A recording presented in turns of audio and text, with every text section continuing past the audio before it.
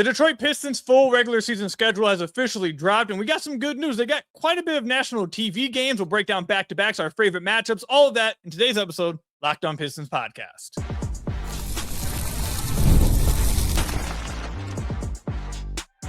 You are Locked On Pistons, your daily Detroit Pistons podcast. Part of the Locked On Podcast Network, your team every day. What's the deal? Welcome back to another episode of the Locked On Pistons podcast. Per usual, I am your host, Ku Cahill. Today, we are joined by friend of the podcast, Matt Griffin. Something to let you guys know about just some quality of life updates. Matt is going to be on the podcast weekly for the rest of the offseason. Starting next week, we do have a theme going for the whole week. I've looked at all the suggestions, what you guys want to talk about, with some themes you guys want to talk about. I've jotted it all down. We should have a pretty good schedule for what's going to happen each day of the week moving forward. You guys will get accustomed to it next week. But in today's episode, we're going to be breaking down everything to do with the Detroit Pistons regular season schedule. All of the team schedules were dropped today. We know where they rank in back-to-backs. We know where they ranked in national TV games. We know where they open up, which is where I'm going to actually start here with. But we're going to break it all down. I hope you guys enjoy it. But Matt, just initial takeaways, just broad thoughts before we really dive into it. The Pistons schedule dropped. Like, were you uber excited? Like, was there anything specifically you went looking for? Just what were you feeling? Yeah, I was really excited. We have one of the easiest schedules in the league. We don't have to play the Pistons, and everybody else does. That's pretty good news. No, I mean, the basketball. I already know what I know who we're going to play. I know how many times we're going to play them. Schedule releases have taken on a life. I know all the NFL teams have their own little videos, and some of the NBA teams do as well. I don't know. It's just a thing to talk about, I feel like, but I already knew who we were going to play. So Jalen Duren, he was on one of when their little way of releasing the schedule. He was on one of them. Alive. That's great. I'm glad to hear it. Looks healthy. Hey, maybe that means we're getting somewhere. Do you look for anything? This comes out, and are you like, is there like a day? There's like a few. There's a few things I look to. And then we're going to national TV games. We'll talk about that in the second segment. That's something I do look for. I look to, especially now that they're good. I look at the back-to-backs. I like looking for their Western road trips to see if they're long. Are they going to have like a 7-game Western? A few years ago, they had like a 6-game one. It was crazy. But I guess the place we'll start with is this is immediately what caught my eye. The first 4 games of their season, I mean, you are going to get an idea instantly. Now, we know teams are nowhere near the caliber of team or what they're going to end with at the beginning of the season. Like, we're going to be looking at a completely different team, whether it's good or bad, versus the beginning of the year versus the end of the year. Like, their teams change. But this is the Pistons' first 4 games of the season. I'm sure you've seen it already. They play Boston to open up, then Miami, then Philly, and then New York. I mean, and 3 of those are on the road. So just four of the teams that everyone thinks that made big swings or made big moves this offseason. 4 teams that people think are going to be very good in the East. Multiple teams I think some people think the Pistons are now worse than. All within the first 4 games of the season. When you saw that was how they were opening up the year, what were you thinking? I got excited. I was first excited because it's like, that's what you want, man. You know what I mean? You're never going to be more basketball hungry than you are the first week of the season. At least I guess a lot of people wait kind of till after football season stops. So maybe that's not the case. But for me, I'm as excited as it gets week 1, and having that many matchups against sort of the class of the East really excites me. But then I temper my expectations down a little bit because usually Cade can't make a shot for like a month. So those 4 games might be tough if that's the case to get through. But I mean, I'm mostly excited. I'm excited that we're opening the season. That's pretty cool. It is bizarre that the game is as early as it is and on a Tuesday and such. But that is, I don't know. That's just fun. 2-3 years ago, I would have laughed at that even being a possibility. Yeah, it is crazy. I said this a few episodes ago when they announced that the Pistons would be opening up the season. I know it's at 3. People don't like that it's at 3. But I think it's cool that the Pistons are the team that opens up the season. And they're like part of the whole triple header to open up the NBA season. I think that's cool that the Pistons have gotten somewhere where they can be on that list. I wanted to ask you this. Obviously, the NBA season is a very long season. And what happens in October and November, a lot of times doesn't really matter, like in January, February. With that said, let's just say I'm going to be positive. I think they can do really well in these first 4 games. But let's just say worst case scenario, they start off 0-4. Let's just say worst case scenario, they were to start 0-4. I feel like that would immediately have some kind of feel in the season. I'm not gonna lie. Well, I yeah, feel of like, course. I feel like that it's like, are we already in like if it's 0-4, it's already like, oh my god, like are we panicking? Even if it's just 4 games, like would you panic? I don't think I don't think I would panic. I didn't panic about Cade last year. I don't think you did either. I feel like I was on here and we were like a couple weeks into the season. He was shooting like garbage for like a month, and we were both like, I don't know, just watching the game seems like he's better at basketball and the shots window falling. You know what I mean? And they did. So I'm kind of a sample size guy. I keep things in perspective in that sense. But at the same time, if you're 0-4, what else is there to talk about but those 4 games? So yeah, it's gonna be negative. That would be bad. Why have you started? Why isn't it what if the Pistons are 4-0? Well, that's what I was just about to say. If they start 4-0, I tweeted this out. It's gonna be crazy. I'm telling everyone right now, if they were to go 4-0, I am going to talk so crazy that I might get banned off social media apps. I like the podcast will have comments from opposing fan bases crying. Like it's going to get bad because these are teams. I think the Pistons can go 4-0, by the way. Do I think they will? That's tough. You got 4 straight bad or tough matchups and 3 of them on the road. So it's like, that's going to be tough. I think in my prediction, I'm going to go ahead and very early prediction. I think they go 3-1. That's what I'm going to pick. 3-1 is what I'll go with. But if they do go 4-0, I mean, I'm going to talk crazy. I'm going to be insane. Like these are teams I've had to hear all offseason. Oh, they're better than the Pistons now. The Pistons are falling behind, and now they go out there and beat them to open the year. I'll be like talking crazy. I don't care if it's 4 games. I'll be crazy. A lot of these teams are getting accompanied with each other still. Well, yeah, I do think that I do think it's cool that, or not cool. I do think it's fun, like you mentioned, that right out the gate the Pistons are getting like, okay, here's a measuring stick. Let's see where you match up with them. Like these are the teams that people think that maybe have leaped you in your conference. Right off the bat, let's see where you are with them. Get a measuring stick. Are you actually this team that you think you are, that you were last year, or are you about to get a rude awakening? I think it is cool, or at least going to be fun to see how that goes. And I do think they'll actually perform well. I think they're going to be fine. But what would your prediction on how they go the first 4 games? If you had to make one right now, obviously it's 3 months away, or 2 months away. I like 3-1. I think that's a good positive prediction, not too outlandish. Which one's the one you think they lose most likely?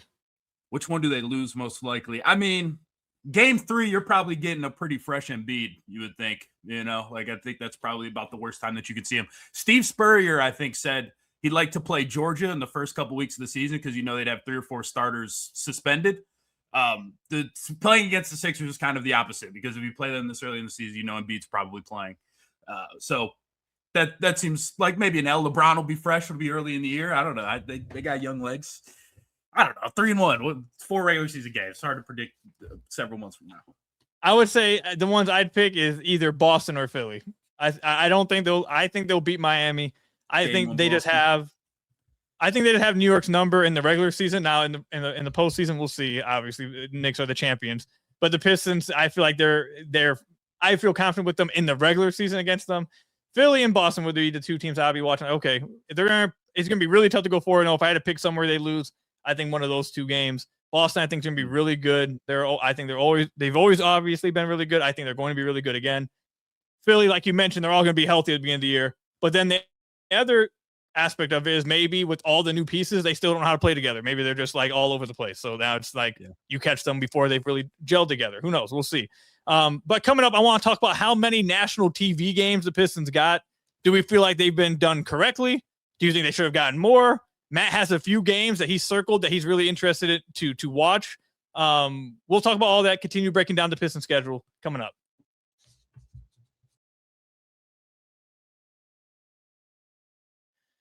Today's episode is brought to you by Odoo. Running a business shouldn't feel like you're trying to connect a bunch of systems that were never designed to work together. One app for accounting, another for inventory, another for sales, and somehow none of them talk to each other. That's where Odoo comes in. Odoo is an all-in-one business management software that brings every part of your business together in one powerful platform. From sales and accounting to inventory and marketing, everything works in one place, helping your team move faster, stay organized, and focus on growing the business instead of managing software. The best organizations know that success isn't just about talent, it's about having everyone working towards the same goal, and that's true in sports, just like it is in business. I use this example all the time. Pistons last few years, they didn't go out and get a bunch of stars. They didn't go out and get a bunch of big names. They went out and got a bunch of players that were veterans, but also that were all bought in the exact same goal. Everyone was working together. There was no confusion. There was no working against each other. Everyone was bought in line on the exact same goal, and it translated to the Pistons having some great success over the last 2 years. And it's just like the same with Odoo. Great organizations win because operations matter, and that's why you should get Odoo. Try for free today at odoo.com/lockedon. That's odoo.com/lockedon. Again, try for free today at odoo.com/lockedon.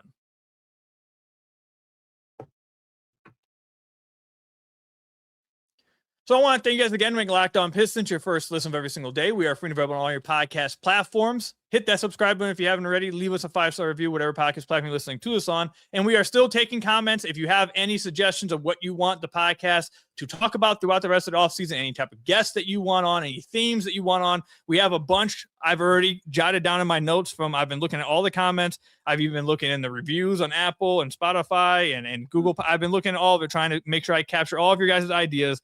I've gone quite a bit of them, but we can always accept more. So if you have any that you haven't shared, find a way to share it with me, whether it's comments, reviews, Twitter, wherever it is. All right, Matt. So let's talk a little bit about how many national TV games the Pistons got this year, which can I just say how crazy it is that this is like where we're at 2 years later after winning 14 games. Like I know that people are I feel like the fans have kind of moved on past that. They're done hearing about that. But to me, it's still super crazy that 2 years after having the worst season in franchise history, like we're sitting here talking about, oh my God, they have this many national TV games. Should they even have more? Like sometimes it's good just to sit around, smell the roses, and realize how far you've come so quickly. And the Pistons have made quite a bit of a jump in a short time. But they got 19 national TV games this year. And that would rank them, which is a pretty decent amount, to be honest. And that is they rank 12th in the league. The teams that they are behind: the Knicks, the Spurs, the Sixers, the Lakers, the Thunder, the Nuggets, the Warriors, the Celtics, Timberwolves, Heat, Mavericks, and then it's the Pistons. So I guess before we get to whether we feel like they maybe should have gotten more, or do we think they were given the right amount, are there any teams that I just said that are ahead of them? They were like, do they really deserve to have a team ahead? I don't want to watch. Ooh, yeah, why do they have more games? I mean, I know why they have more games, but I'll say you're going to disagree with this too. I'm good. Here we go. I've seen enough Warriors. Hoops the last couple of years. I'm a big, despite being a Spartan and hating all things maize and blue, I love Yaxel. So watching him this season, that'll be the most exciting part. Steph Curry? Steph is great. I'm just saying that team sucks, man. And it does. When he doesn't play, they super suck. They suck really bad. You know, if the health breaks their way, they could be really good, I guess. But that's a huge if. But other than that, I mean, no, you listing off those, like, there are more teams. Like if you said the Pacers have more games than us on national TV, I would understand. Or Toronto, I would understand. So I feel like that's a reasonable spot. Do you think Toronto's really low? Do you think that's because they don't know if Kawhi's even going to be over there, so they didn't risk it? Probably could be. I mean, why? I would think so. Why else would it be? I feel like if they knew Kawhi was playing. The other thing, I guess, that you don't know if Kawhi is playing. You could, right. When you schedule games out months in advance, you don't know really that he'll be out there. Man, the Kawhi stuff is weird. It's weird. I was just like kind of gathering some information, like for what I think is going to happen this season and that type of thing up over the weekend. And I don't know. I don't know if Kawhi's not playing for Toronto, then literally everything changes. Yeah, that whole situation. Like, is he even going to play this year? Like, what's going on? What's the punishment about that? Who knows? I don't know what's going on over there. But I have a question for you. Go ahead. And I feel like fans are split on this. Do you like when they're in national TV games? So, like before the season, yes, I always want to see let's just say this. Going into this year, yes, I'm happy to see that they've gotten 19 national TV games. They could have even gotten more. I feel like they're getting respect as a great team. So I feel like that kind of, from that aspect, yes, because I do think it shows their level of respect for you as a team. But then when I'm actually watching the national TV games, no. Like when I'm actually listening to the broadcasters say things that are just blatantly wrong, or just saying things that show, oh, so you don't know how to pronounce Asar's name. His name's not Asar. It's you can't say his name. Or they say something completely wrong about Cade or JD. Duren. Yeah, when they or just not, again, very clearly showing they don't watch the team. That is very annoying. So I get split on it because of that. So I right now I'll say yes, I'm happy they got it, but during the games I am a little bit like, dude, come on, man. You guys didn't do any kind of homework. Like, come on. Yeah, that's fair. That's fair. I mostly agree. It depends. Depends who the broadcasters are. Well, I'm not going to lie to you. I actually liked. You guys let us know in the comments about this too. Which broadcast team do you like them? I liked Prime. I'm not going to lie. I liked watching Prime. I thought they were cool. I liked SVG. Michael Brady's fantastic. He's next up. I think Blake and who was it? Blake and UD are probably some of the more fun ones and interest. That whole broadcast I think is the most interesting ones to watch. The other ones I could do without, to be honest. But you think I was going to disagree with you? I actually agree. I think the Warriors. It's the same thing. The Warriors had a Christmas time game, and I'm like, dude, if Steph's hurt, that game's just going to be horrific. Like they're not good, and it's like it's hard to bank on Steph being healthy. So them getting 28 games when they're just bad, like Steph very well could probably be injured for like. I hope not. I want to see him play as many games, but like if he's hurt for half of those games, you now have 14 games that are just going to be nasty to watch. It's just like I don't know if I take that risk, but I get it. Steph Curry, and they're just the worst team that you like. I think just looking going forward, if you said what's the worst team of the ones that you listed, it's them, right? Or Dallas. I guess you said Dallas. Dallas was the other one I was going to say. Is I'm shocked they have more than the Pistons, but I get that if they really buy, like Cooper is supposed to be one of the next faces.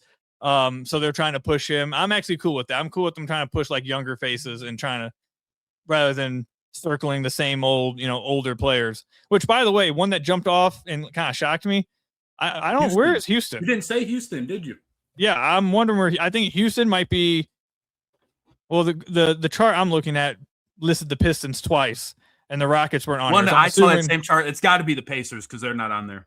No, I see the Pacers. Pacers are 15th with 11. Oh, I think the Rockets might be the team that was double listed with the Pistons. So I think they got 19 as well. But I think this is fine. I think they gave the Pistons a good amount of respect. I think this is fine. I'm not disrespected by that. I don't think the Pistons feel disrespected by this. This is more national TV games than they probably have played in the last like 6 years. Like I'm not including the playoffs, obviously. So yeah, I think they're steadily moving up and up, and I think they're getting some respect. Now, moving past that, I know you have a list of a few games that you felt like you really circled and are looking forward to watching. Where are some of those games? Yeah. First one, you said, what's the first thing that you do with the schedule? I laughed that off. Really, the first thing I've done when the schedule drops each of the past 3 years is seen when San Antonio is coming to town. And this season, it's at the back edge of the season, unfortunately. But that game, I mean, if you haven't seen Wemby in person, I got the chance to see him one time in San Antonio. That was really exciting. Also, unfortunately, did not know last time I got to see Chris Paul. I got to see Wemby in the game last year in Detroit. And I remember recording the podcast after and being like, listen, guys, I don't care what the numbers, I don't care what like his box score was. It was literally like I'm watching someone completely change the entirety of, like I'm watching Cade and Tobias take shots that I've never seen them take before because they're scared to go 2 feet further. Like it was insane. I've seen it in person. It was like, oh my God. But go ahead. Yeah. So that one jumps off the page immediately. Also, that's late in the season. That's on a Saturday at 3 p.m. It's like, wow, the whole family can get out. It's the casino theme night. It's like, all right, Wemby's in town. We want to do casino theme night. All the kids are going to be here. I don't know about that decision. But the other one is we have a cup game at home against Toronto. I love the cup. I haven't been to a cup game in person. It's November 20th. It's around my birthday. I'll probably try and circle that one, try and get to that one. Going to the games against Toronto, I think is good. One, because they show up and you can't let them outnumber us. So if you're going, like, you got to contribute and you got to be ready to fight that war. But that just creates, I think, a better than average regular season environment oftentimes if you're there. So, and I love Toronto's team, unfortunately, as Ku knows. I love a lot of their players. They make the exact draft picks that I would make if I were the GM. Graves and Biddle would have been my haul too. And I love Scotty. So, and they've got Kawhi coming potentially, and they seem like they're poised to potentially be kind of a team that we go up against in the playoffs quite often with their front court, how things are shaking out. So those are the two that really stood out to me. Check out games 76 through 82 also on the schedule. Man, we end the season with kind of another Eastern Conference bloodbath, and those games could be for like real playoff positioning. I think that little stretch obviously is forever away, it feels like, but that'll probably be really exciting if we're in the mix of things, which we should be. New York, Indy, Miami, and Toronto all in that stretch you're talking about. So that's those 7 games. And Washington, they're going to try to make the playoffs. Yeah, could be impactful games. Speaking of the cup, Pistons Cup schedule. First game is October 30th against the Brooklyn Nets. Then they don't play another one for another month. They play Toronto on the 20th. They're in the group. They're in the group with the Orlando Magic. That's on the 24th. That one's in Orlando. And then they have one against the Milwaukee Bucks at home. I think the Pistons will win their group. But that's the schedule right there for the Cup games, at least.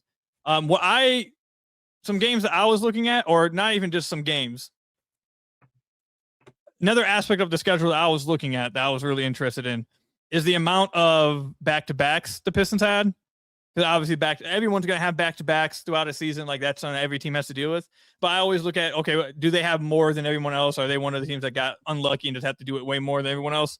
So there's 1, 2, 3, 4, 5, 6, 7, 8, 9, 10. There's 11 teams that got 15 or more back-to-backs. The Pistons are one of them. They got 15 back-to-backs. The lowest amount was 13. So everyone plays them around the same, but the Pistons did get a few more. That's unfortunate. Obviously back-to-backs are not the greatest to play in. It's usually tough, especially the back end of a back-to-back. So that was tough to see. The other thing that I'll mention before we move on a little bit to something else that I want to touch on with the schedule is the Pistons do play during Rivals Week. And finally, they don't play Houston no more. Like, I thought that they were going to play the Pistons against Houston. Yeah, forever, as long as the Twins were on each other's team. I think the Jalen Green and Cade matchup kind of played into it for a few years. But once Jalen Green left and they did it again, I was like, okay, so they're just going to it's just going to be twin versus twin. Is that what's going to happen every year? Not the case. They're playing the Cavs, which, do you think that was the right pick? If you were going to have the Pistons in Rivals Week, it should have been the Cavs.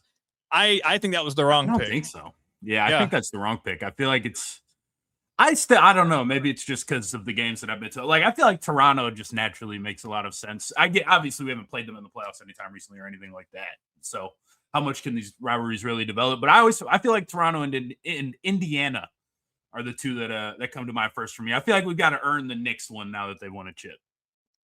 Well, I was going to say New York was going to be one of the teams I feel like would have been a better one.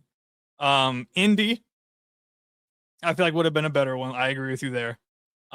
Orlando, I think that could have been one because of how physical that series was and the constant. There was constant comparisons between Cade and Paolo. Cade obviously separated himself from that. Those are three teams I thought could have been better ones than the Cavs. And then in the West, I actually do think Houston still could have been one just because of Amen and Asar, because they build that up. But maybe they're going to try. Look, the Cavs bounced the Pistons out of the playoffs, so I get why they would be on there. I just don't. At least I don't feel like. I feel like there are other teams the Pistons hate more, or teams that hate each other, and Pistons and another team, than the Cavs. But maybe the Cavs turn into one of those because they knocked them out of the playoffs. Maybe the Cavs are the new Knicks of last year. Last year the Pistons hated the Knicks, went out there and wanted to beat the crap out of them every time they played. Maybe that's the case now this year with the Cavs. So maybe a lot more vitriol for the Knicks than I do for the Cavs. Yeah. No, I like I don't know. I don't really feel anything for the maybe I should. Maybe I should. Yeah, I don't feel that they're just a team in the East. Yeah, they beat us last year, unfortunately, but I don't know. Is what it is. Team in the East. Yeah. But coming up, we'll wrap up with our thoughts on the schedule. Touch on some Western road trips that I think is another really important part. The Pistons usually go on some really long ones, and that's pretty tough. I want to touch on that real quick. We'll break it all down and wrap up the podcast coming up here.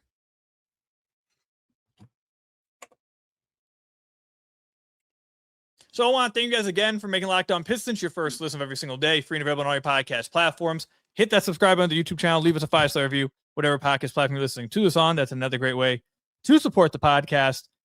Matt, before I get to the Western road trip, is there anything else that you took away that you looked at in the schedule? Any other thoughts you have before I get to the road trip?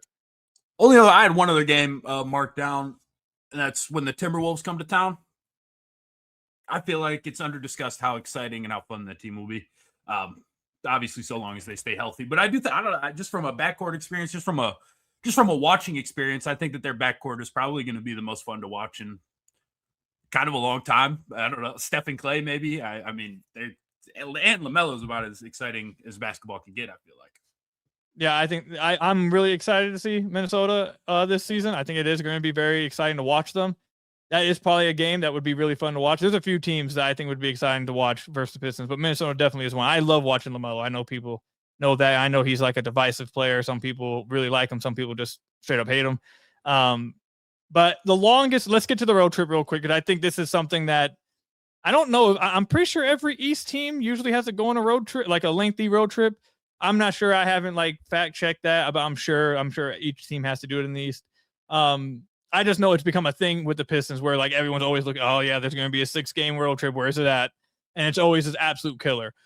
Thankfully this year, unless I'm missing one, which I went through the schedule, I am not I don't think I am. There was a few years ago, I think they had like a 6 or 7-game road trip, and it was just insane. This year, the longest one they got is a 5-gamer. Is at the beginning of January. They go Denver, then Sacramento, then Golden State, then LA on a 5-game. Well, no, that's 4, isn't it? 1, 2, 3, 4. Yeah, I miscounted. That's 4. So they only had to play a 4-game Western road trip. I think there was another 4-game Western road trip later on. I think in February, if I could pull it up here. Yeah, they got the Clippers, then the Suns, then the Trailblazers and Utah. That one should be easier. They do play the Suns in the back-to-back against the Clippers, though, but those teams should be relatively easier to handle on a road trip. But the early one in January, that's a pretty tough one with Denver, and then the Lakers. I think the Lakers still will be good just because they have Luka. Warriors and Kings. Steph's playing. I mean, that's always a fun watch, but those two should be, I would say relatively easier for the Pistons to win.